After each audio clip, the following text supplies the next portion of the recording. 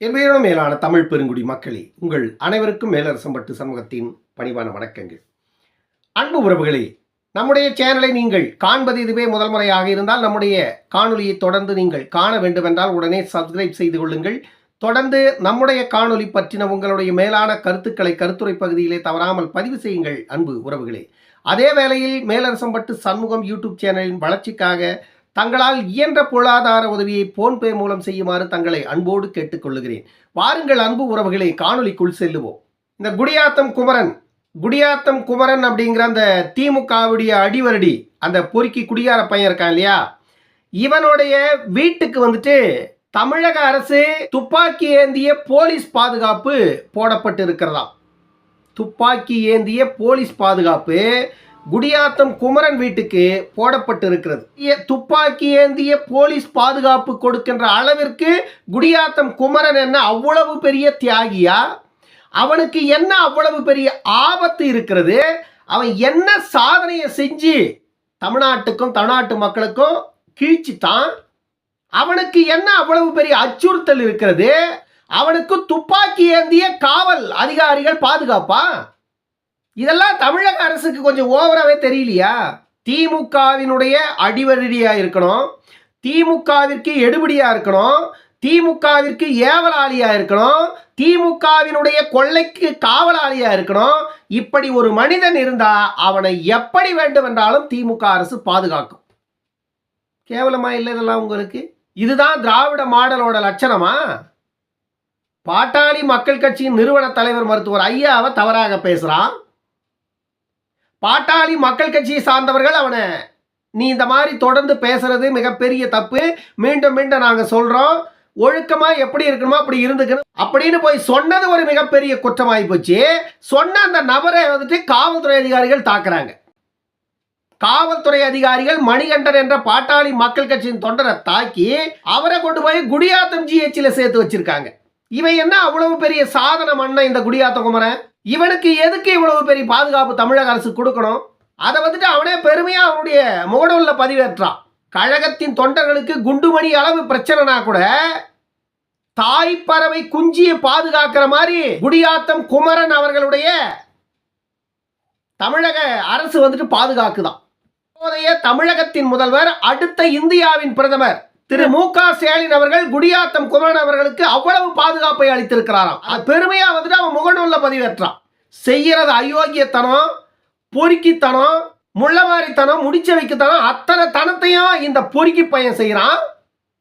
இவனை முட்டிக்கு முட்டி தட்டி தூக்கி உள்ள போடுறதை விட்டுட்டு இவனுக்கு போலீஸ் பாதுகாப்பு கொடுத்து வச்சிட்டு இருக்குது இந்த அரசுனா, இந்த அரசு மக்களுக்கான அரசா, கொள்ளைக்காரர்களுக்கு ரவுடி பசங்களுக்கான அரசா? இது பாட்டாளி மக்கள் கட்சியினரால என் உயிருக்கு ஆபத்து அப்படின்னு சொல்லிட்டு போயிட்டு இவன் காவல் நிலையத்தில் புகார் கொடுத்துருக்கான். நீ செஞ்ச அயோக்கியத்தனம் அந்த மாதிரி நாள் தவறாத போதையில் வந்துட்டு கண்டமேனிக்கு பேசுற அப்படின்னு சொன்னாங்களா பாட்டாளி மக்கள் கட்சியை சார்ந்தவங்க? துரைமுருகன் அவர்கள் கொள்ளையடிச்சதுல உனக்கு பங்கு கொடுக்கல அப்படின்னு சொல்லிட்டு நீ துரைமுருகன் அவர்களுக்கு எதிராகவே காணொலியை போட்ட. இது துரைமுருகன் அவருடைய பார்வைக்கு நேரடியாக செல்லவே உடனடியாக துரைமுருகன் கட்சியில இருந்து தூக்கி போட்டாரு. இன்னைக்கு கட்சிக்குள்ள போறதுக்கு வழி இல்லாம தவிச்சிட்டு இருக்கிற நாதாரி பையன், நீ கட்சிக்குள்ள போனா காலை போய் பிடிச்சி எதனா பண்ணிட்டு போ, இதுதான் சந்தர்ப்பம் அப்படின்னு சொல்லிட்டு பாட்டாளி மக்கள் கட்சியின் நிறுவனரையும் டாக்டர் அன்புமணி அவர்களையும் தவறாக பேசுவதற்கு உனக்கு என்னடா அருகதை இருக்கு? பொறுக்கி, நீ நாலு தவறாம இப்படியே அவதூறுகளை பரப்பிட்டு இருப்ப. முன்னாள் முதலமைச்சர் எடப்பாடி அவதூறா பேசுவேன், சீமான அவதூறா பேசுவேன், பாட்டாளி மக்கள் கட்சி நிறுவனர் மருத்துவர் ஐயா அவதூறா பேசுவேன், அன்புமணி ராமதாஸ் அவர்கள் அவதூறா பேசுவேன். இப்படியெல்லாம் பேசிக்கிட்டு இருக்கிற ஒரு புறம்போக்கு பொறுக்கி பயணி, உனக்கு தமிழக அரசு துப்பாக்கி ஏந்திய போலீஸ் பாதுகாப்பு போட்டா மண்ணுரிமைக்கும் மக்கள் உரிமைக்கும் எதிர்கால தலைமுறைகளின் வாழ்வியல் உரிமைக்காகவும் போராடி கொண்டிருக்கின்ற தலைவர்களுக்கு என்ன பாதுகாப்பு? யார் பாதுகாப்பு கொடுப்பது? இதுதான் தமிழ்நாட்டில் நடந்து கொண்டிருக்கின்ற திராவிட மாடலுடைய லட்சணம். ஒரு எக்ஸாம்பிள் நம்ம பேசுறோம், அவன் காணொலி போட்டிருக்கான், நம்மால வாயில பேச முடியாது அந்த வார்த்தைகள் எல்லாம் வந்து அவன் காணொலியை பேசுறான். மருத்துவர் ஐயாவை, சீமான பேசுறான், முன்னாள் முதல்வரை பேசுறான். ஆனா இவனுக்கு போலீஸ் பாதுகாப்பு போடுது இந்த அரசு. இதே வார்த்தைகளை வேறு ஒரு நபர் வந்துட்டு ஸ்டாலினையோ, உதயநிதி ஸ்டாலினையோ, முன்னாள் முதலமைச்சர் கருணாநிதி அவர்களையோ பேசினா இந்த அரசு அவனுக்கு இதே பாதுகாப்பை கொடுக்குமா? மு.க.ஸ்டாலினை, உதயநிதி ஸ்டாலினை, முன்னாள் முதல்வர் கருணாநிதிய வேறு தனி ஒரு நபர் பேசினா அந்த நபருக்கு பாதுகாப்பை இந்த அரசு கொடுக்குமா? 40 ஆண்டுகளுக்கு மேலாக தமிழ் சமூகத்தின் உரிமைக்காக தமிழ் சமூகத்தில் நடக்கின்ற அநீதிகளை எதிர்த்து களத்தில் நிற்கின்ற ஒரு மிகப்பெரிய போராளிய, மக்களின் வாழ்வியல் உரிமைக்காக தமிழ்நாட்டில் உள்ள அத்தனை சிறைகளிலும் அடைபட்டு கிடந்த ஒரு மக்கள் போராளிய கேவலப்படுத்தி பேசுறான். ஒரு பொறுக்கி பையன், குடியார பையன்.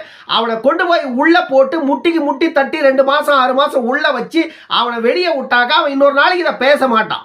ஒரு அரசு நேர்மையாக மக்களுக்காக செயல்படுதுன்னா இதைத்தான் அந்த அரசு செய்திருக்க வேண்டும். ஆனால் அந்த அரசு இப்படிப்பட்ட தலைவர்களை எல்லாம் கொச்சையாக, அசிங்கமாக, கேவலப்படுத்தி பேசிக்கொண்டிருக்கின்ற ஒரு பொறுக்கி பையனுக்கு தமிழக அரசு துப்பாக்கி ஏந்திய காவலர்களை பாதுகாப்புக்கு போட்டு வச்சிருக்கு. அது அவனுக்கு அப்படியே உச்சி குளிர்ந்து போயிருக்கு. தமிழக முதல்வரை உள்ளங்கால்ல இருந்து உச்சந்தலை வரைக்கும் போடுறான். இதுக்கெல்லாம் ஓட்டு போட்ட மக்கள் தான் வெட்கப்படணும். தமிழ்நாட்டில் நல்லவர்களுக்கு எந்த பாதுகாப்பும் இல்லை. ஆம்ஸ்ட்ராங் நடுவீதியில் வெட்டி கொல்லப்பட்டார், பாதுகாப்பு இல்லை. ஆம்ஸ்ட்ராங் மட்டுமல்ல, ஆம்ஸ்ட்ராங்கை போன்ற பல அரும்பெரும் தலைவர்களை தமிழ்நாட்டில் இழந்திருக்கிறோம் இந்த திமுக ஆட்சி காலத்தில். ஆனால் இப்படிப்பட்ட பொறுக்கி, புறம்போக்கு, கொலகாரன், கொள்ளக்காரன், ரவுடி பயல்களுக்கு எல்லாருக்கும் தமிழக அரசு காவல்துறையை அனுப்பி பாதுகாப்பு கொடுக்கிறது. அன்பு மக்களே, யோசிச்சு பாருங்க. தமிழக அரசினுடைய செயல்பாடுகள் எப்படி இருக்குதுன்னு உங்களுக்கே தெரியும். இப்படிப்பட்ட ஒரு கேவலமான ஆட்சியை தேர்ந்தெடுத்து நம்ம அவங்க கிட்ட அதிகாரத்தை கொடுத்துட்டு அவங்களுக்கு கீழே தான் கேவலப்பட்டு வாழ்ந்து கொண்டு இருக்கிறோம். நம்ம கேட்டாக்கா இது திராவிட மாடல் அரசுன்றாங்க. நேத்து ஒரு மேடை இலக்கி வீரமணி பேசுறாரு, திராவிடம் தான் எல்லாத்தையும் கொடுத்தது அப்படின்னு சொல்றாரு. ஆமா, வேங்கை வயல்ல மனித மலம் கலந்த தண்ணியை அந்த மக்களுக்கு கொடுத்ததும் திராவிடம் தான். கள்ளக்குறிச்சி கருணாபுரத்துல 67 பேர் இறந்து போவதற்கு கள்ளச்சாராயத்தை கொடுத்ததும் திராவிடம் தான். இல்லைன்னு நாங்க சொல்லலை. அதெல்லாம் ஏற்க மாட்டீங்கல்ல? அதையெல்லாம் ஏற்க மாட்டீங்க. சிரிக்கும் போது மட்டும் நீங்க, அழும்போது எல்லாம் நீங்க இல்லை. ஒருத்தன் கொள்ளையடிச்சு சிரிச்சான்னா அதுக்கு நீங்க தான் காரணம். அதே கொள்ளைக்காரனால ஒருவன் கொலை செய்யப்பட்டா அதுக்கு காரணம் நீங்க இல்லை. அப்படியே எஸ்கேப் ஆயிடுவீங்க. கேட்டா அது திராவிட மாடல், இது திராவிட மாடல் அல்ல. இந்த கேடுகட்ட திராவிட மாடல் ஆட்சியின் லட்சணத்தை மக்கள் புரிந்து கொண்டு தெளிவு பெற்றால் வாழ்வு, இல்லை என்றால் இந்த நிலை மாறாது. இன்னொரு காணொலியில் சந்திக்கும் வரை உங்களிடமிருந்து விடைபெற்றுக் கொள்வது மேலரசம்பட்டு சமூகம். நன்றி, வணக்கம் அன்பு உறவுகளே.